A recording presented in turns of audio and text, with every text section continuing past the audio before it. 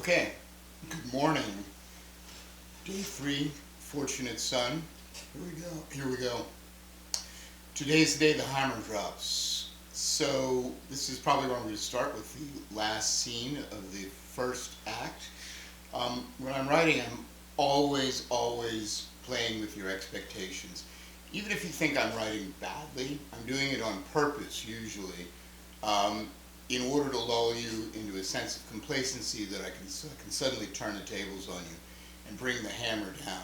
The key is just to not be boring for too long. You just have to know kind of exactly how long to sort of rope-a-dope before you suddenly, and lull the audience, lull your reader to a sense of complacency before you completely pull the rug out from underneath them.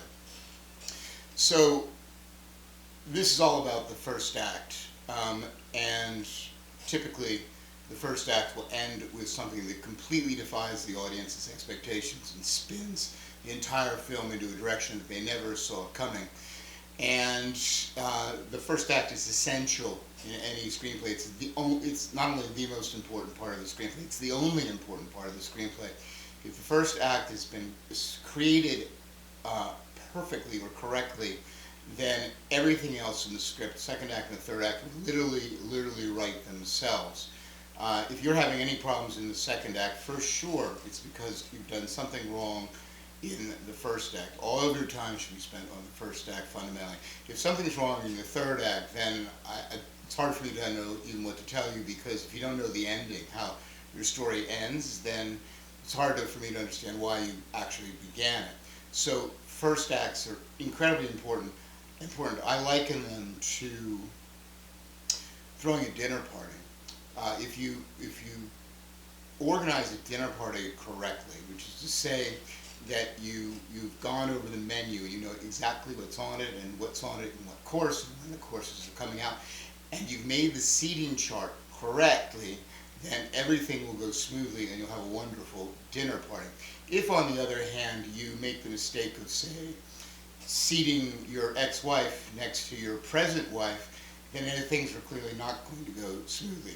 So once you have the first act, and when that means setting up everything, which means letting us know everything we need, every key we need to know about the character and about the characters around them, about the environment that they live in, such that when you suddenly turn the tables on them, or the audience, and it's really essentially the same thing. You turn the tables on your character or you turn the tables on your audience, it's exactly the same thing, such that when you do that, all of the pennies drop instantly, in a single instant, in the audience's mind, in a way that hopefully they never saw coming, and they suddenly see, the entire movie, like a unzipping or zipping, all the way to the end, just like that. But it doesn't matter if they can kind of see what kind of movie it is. I mean, it's kind of clear in Taken, for instance, you know, when he says, I have a special set of skills, you kind of know in that instant, oh, they messed with the wrong guy. You know exactly what's going to happen, but that doesn't disrupt your enjoyment of the movie. In fact, it heightens it, because suddenly you're excited and you want to go on that ride. So here we go, Fortunate Son, day 3. Let's go get some pages under our belt. Isn't this exciting? I'm excited. Let's do it.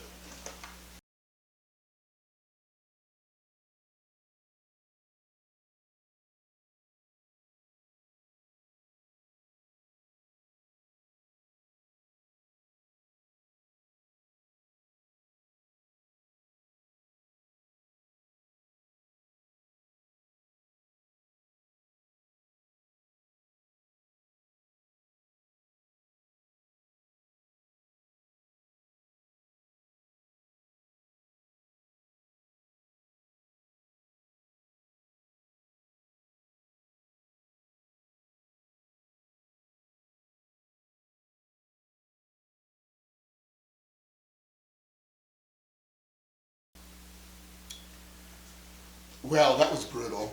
It's a 10-page scene. And I'm, just as you can tell if you watch it, I'm feeling my way through it, and I'm balancing the pacing and the emotion of it, but also trying to arrive, at a place that I need to be emotionally um, to prime the pump for the rest of this movie, because what happens in this scene, it either has to, it's like killing John Wick's dog. It either has to make the movie go or it doesn't. Now, I'm not saying this scene is perfect, it's just the first pass, but does it accomplish what I want? Are all the building blocks there? All of the building blocks, are they there? And I think that they are. Obviously, we need some massaging. And also, we're running long. We're around page 40 now, something like that. And because there's a lot going on in the first act, I usually like my first acts to be shorter, much shorter than 40, because not for a creative reason, an artistic reason, but because I recognize the fact that people are very short attention spans, particularly in Hollywood.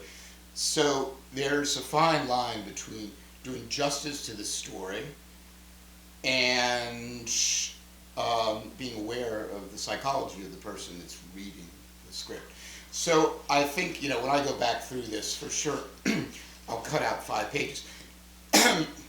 So we'll be at somewhere like 35, which is still a bit long, but this is kind of a non-traditional story. And there's sort of a lot of elements that go together in order to get to this sort of quote-unquote inciting element. So I think if we're at 35, or maybe even a little less, it's fine. And when I go through and say that it'll be 5 pages shorter, it's because I will make it 5 pages short. If I say, I'll figure out exactly where I think it needs to land, and I will make it go there at all costs, because the most important thing is there's this ticking clock inside of the readers' heads. And, a part of it can be called boredom, if they become bored, or they become, or their intellectual capacities, and I mean their IQs, but I mean their attention spans become taxed. That's highly problematic, and we can't afford it at any cost. All things are subservient to the pacing. And pacing is another word for structure, which is something I said all the time. So the structure has to be perfect and dead on. And so this scene, if it comes at just the right moment, will produce, theoretically, just the right results. And so that's where we are. I'll be back in a little bit. See you soon.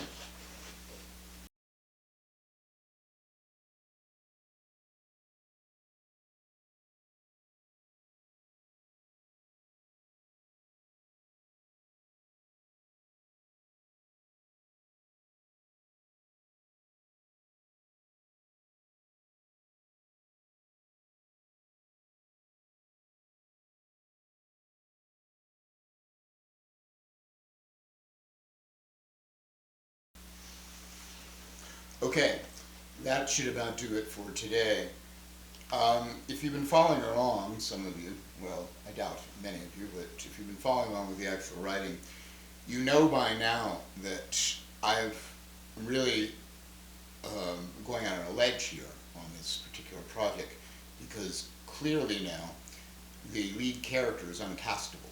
And by that, what I mean is he is an American veteran with severe disabilities, and unless someone like Ryan Reynolds is willing to cut their hands and feet off, I'm not sure who's going to play him. But that doesn't bother me, because I do believe that there are probably American veterans out there who once planned to be actors, and their life plans were derailed by an IED in Afghanistan or Iraq. I believe those people exist. So I go into this with my eyes wide open. But also, in the process, of course, I'm going to manage the budget, which any of you out there who start writing or creating any kind of film need to have a very good grasp on. What is the budget of what you're writing? What can the market sustain? What sort of budget do I think that someone out there will take a flyer on, and an unproven actor, but who you can screen test, and clearly they can act. I mean, you can't tell me there aren't disabled American veterans out there who are not fantastic actors. And to what degree will they take a flyer on that to make a movie about these people who are so important to us. And not only that, but a movie that's theoretically can be quite entertaining, because I think you're starting to see where this is going now. And I think that number is somewhere with a 2 in front of it, and a very low 2, maybe 20 million, maybe 22 million. And so you'll see that I will write within that box. And I think that's doable, particularly if you cast a star that doesn't have a name, because once you start casting stars, the budget doubles right off the bat. We can take a typical movie and cut that budget in half and cast somebody, created a tremendous opportunity for somebody, I believe, and make a movie that makes a lot of sense on a lot of levels. Okay, so Fortunate Son, day 3. Is it day 3 already? That's all she wrote. I'll see you tomorrow.